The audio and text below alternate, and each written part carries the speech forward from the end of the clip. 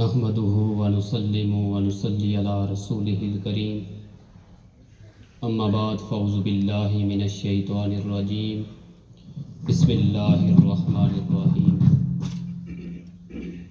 واما بنعمت ربک فحدث صدق اللہ العظیم ان اللہ وملائکتہ یصلون علی النبی یا ایہا الذین آمنوا صلوا علیہ وسلموا تسلیما اللہم صلی علی سیدنا ومولانا محمد وعلی آل سیدنا واصحاب سیدنا ومولانا محمد وبارک وسلم۔ آقا کے آنے سے پہلے ظلمت کے ڈیرے تھے، بے بسی کی گڑیاں تھی، جسم تو تھا احساس نہ تھا، سر تو تھا وقار نہ تھا، دماغ تو تھا سوچ نہ تھی، دل تو تھا دھڑکن نہ تھی، زبانیں تو تھی صداقت نہ تھی، سینہ تھا ایمانت نہ تھی، زندگی تھی بندگی نہ تھی، جہالت تھی علم نہ تھا، گمراہی تھی ہدایت نہ تھی، پھول تھے خوشبو نہ تھی، چاند تھا چاندنی نہ تھی، سورج تھا روشنی نہ تھی، چمک تھی دمک نہ تھی، بے بسی تھی چارہ گر نہ تھے، عدالتیں تھی عدل نہ تھا، منصف تھے انصاف نہ تھا، کعبہ تھا سجدہ نہ تھا، عمر تھا فاروق نہ تھا، عثمان تھا غنی نہ تھا، علی تھا حیدر کرار نہ تھا، بلال تھا مؤذن رسول نہ تھا، پھر آپ آئے کانوں میں رس گولنے لگا، مبارک ہو دوستو مصطفیٰ آگے مجتبیٰ آگے۔ نعرہ تکبیر، نعرہ تکبیر، نعرہ رسالت، نعرہ رسالت، جشن عید میلاد النبی۔ مختصر حمد و ثنا اللہ رب العالمین کی کریم ذات کے لیے۔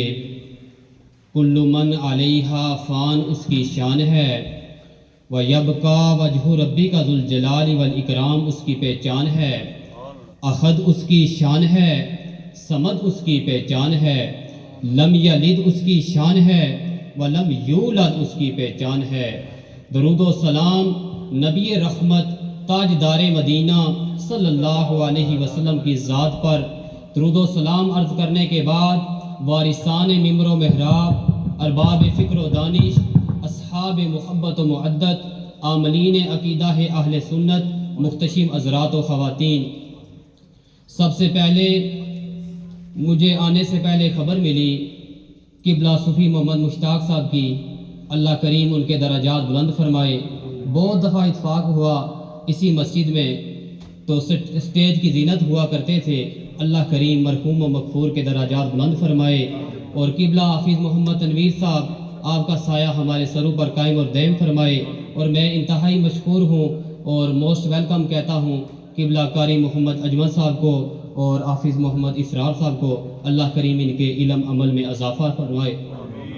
اللہ کریم قرآن مجید میں ارشاد فرماتے ہیں وَأَمَّا بِنِعْمَتِ رَبِّكَ فَحَدِّثْ، تم اپنے رب کی نعمتوں کا خوب چرچا کرو۔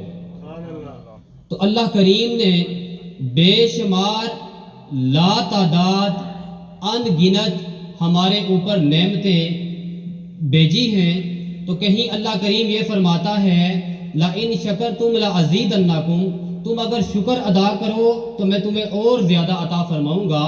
کہیں اللہ تعالیٰ یہ فرماتا ہے فَبِأَيِّ آلَاءِ رَبِّكُمَا تُكَذِّبَانِ، تم میری کون کون سی نعمتوں کو جھٹلاؤ گے۔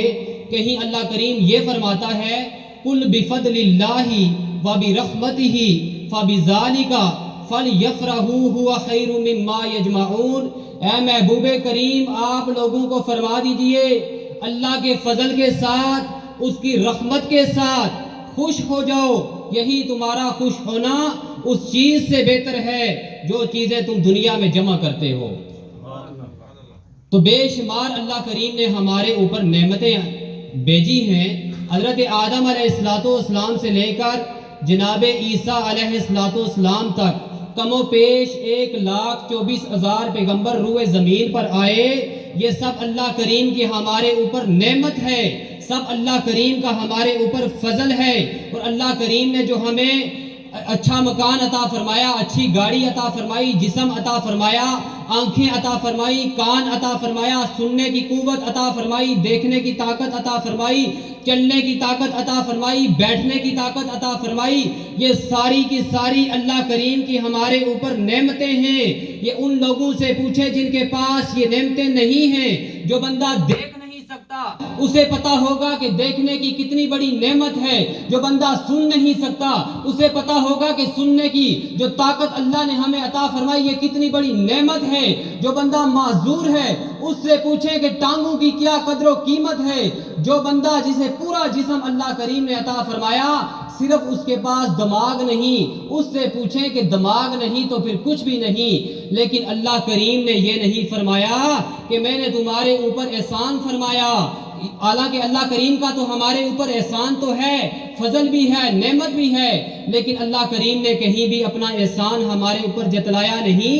لیکن قربان جائیں آمینہ کے لال کی جب باری آئی اللہ کریم نے فرمایا لَقَدْ مَنَّ اللَّهُ عَلَى الْمُؤْمِنِينَ اِذْ بَعَثَ فِيهِمْ رَسُولًا، البتہ تحقیق اللہ کریم نے تمہارے اوپر بہت بڑا احسان فرمایا کہ اپنا رسول تمہارے درمیان بھیج دیا۔ وہ رسول ہمارے درمیان بھیجا جو مسلح پر کھڑا ہوتا ہے اللہ کریم جنت کے نظارے کروا دیتا ہے۔ وہ رسول اللہ کریم نے ہمارے درمیان بھیجا جو جس طرح آگے دیکھتا ہے اسی طرح پیچھے بھی دیکھتا ہے۔ وہ رسول اللہ کریم نے ہمارے درمیان بھیجا ہمیں پسینہ آئے تو ہمارے جسم سے بدبو آنا شروع ہو جاتی ہے۔ اللہ کریم نے وہ رسول بھیجا جس کے جسم سے پسینہ آئے اللہ کریم خوشبو جاری کر دیتا ہے۔ وہ رسول اس دنیا میں آیا، وہ رسول اس دنیا میں آیا، اگر دنیا میں کھڑا ہو تو اللہ کریم جنت کے نظارے کرواتا ہے، اگر جنت میں جائے تو اللہ کریم زمین والوں کے نظارے کروا دیتا ہے۔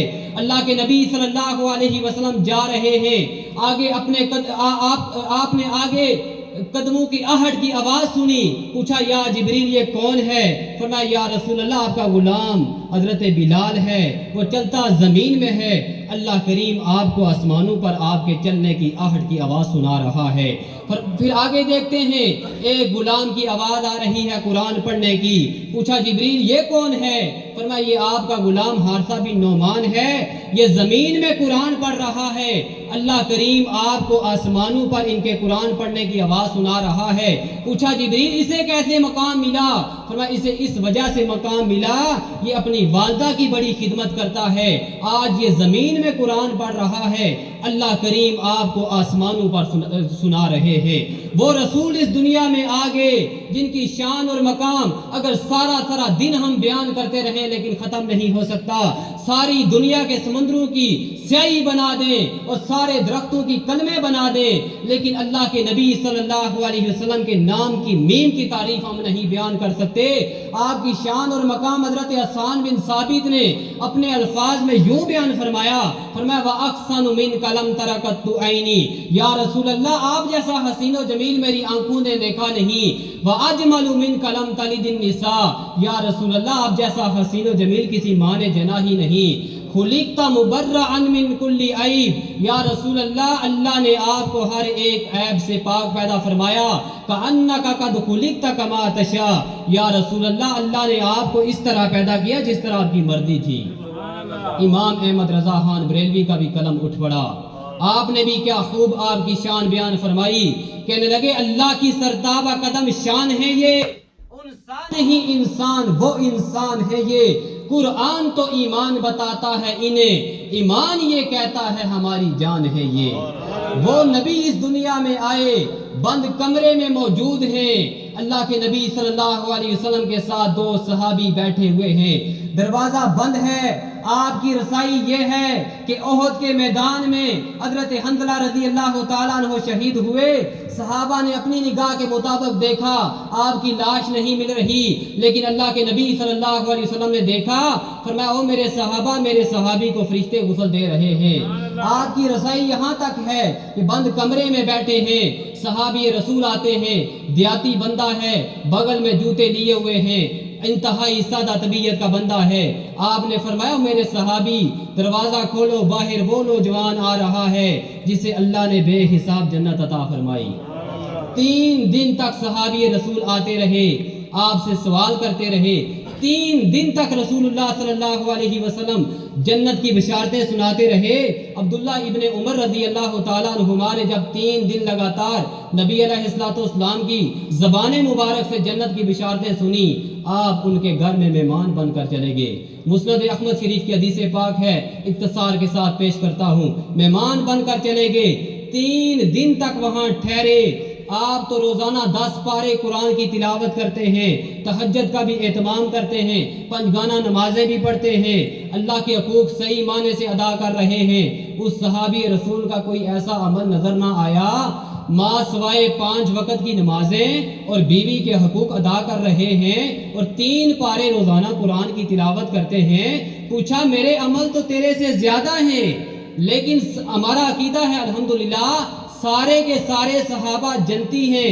اللہ کریم نے آپ کو جنت کے ٹکٹ عطا فرمائے, لیکن کچھ صحابہ ایسے ہیں جن کی عظمت اور مقام اللہ کے نبی صلی اللہ علیہ وسلم نے دنیا میں بیان فرما دی.